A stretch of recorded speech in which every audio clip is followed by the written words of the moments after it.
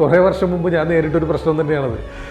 അതുപോലെ ഇന്നിപ്പോൾ എൻ്റെ സുഹൃത്തുക്കളിൽ ഒരുപാട് ആളുകൾ അല്ലെങ്കിൽ പല ആളുകളും ഈ വിഷയം നേരിടുന്നതായിട്ട് നമുക്കറിയാം. കാരണം മറ്റൊന്നുമല്ല, പറ്റില്ല എന്ന് പറയാൻ പറ്റാത്ത അവസ്ഥ, അതായത് നമുക്ക് നോ പറയാൻ പറ്റാത്തൊരവസ്ഥ. അത് ആരോടൊക്കെയാണ്? അതായത് നമ്മളെ ചില ആളുകൾ മുതലെടുക്കുന്നതാണെന്ന് നമുക്കറിയാം. അതായത് അവരുടെ ആവശ്യങ്ങൾക്ക് വേണ്ടി മാത്രം നമ്മളെ വിളിക്കുക, നമ്മളെ കൊണ്ട് ഓരോ കാര്യങ്ങൾ ചെയ്യിപ്പിക്കുക. അപ്പോൾ നമുക്ക് വളരെ വ്യക്തമായിട്ട് അറിയാം നമ്മളെ മണ്ടന്മാരാക്കുകയാണ്, നമ്മളവർ മുതലെടുക്കുന്നതാണ്.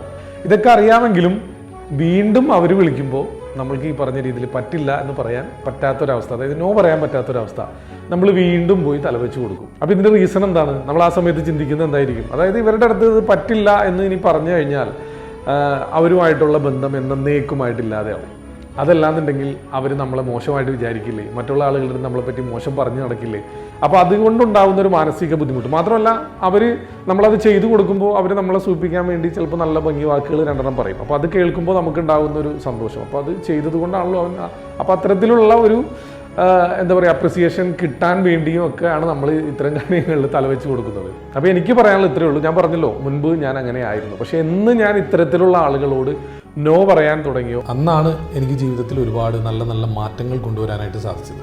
അപ്പം നിങ്ങൾ ഓരോരുത്തരും, ഞാൻ പറയുന്നത് വളരെ വ്യക്തമായിട്ട് മനസ്സിലാക്കുക, നിങ്ങളെ ഇതേ രീതിയിൽ ചൂഷണം ചെയ്യുന്ന അല്ലെങ്കിൽ മുതലെടുക്കുന്ന ആളുകളാണ് എന്ന് നിങ്ങൾക്ക് ബോധ്യപ്പെട്ട് കഴിഞ്ഞാൽ അങ്ങനെയുള്ള ആളുകളുടെ അടുത്ത് നോ പറയേണ്ട അവസരത്തിൽ നോ തന്നെ പറയണം.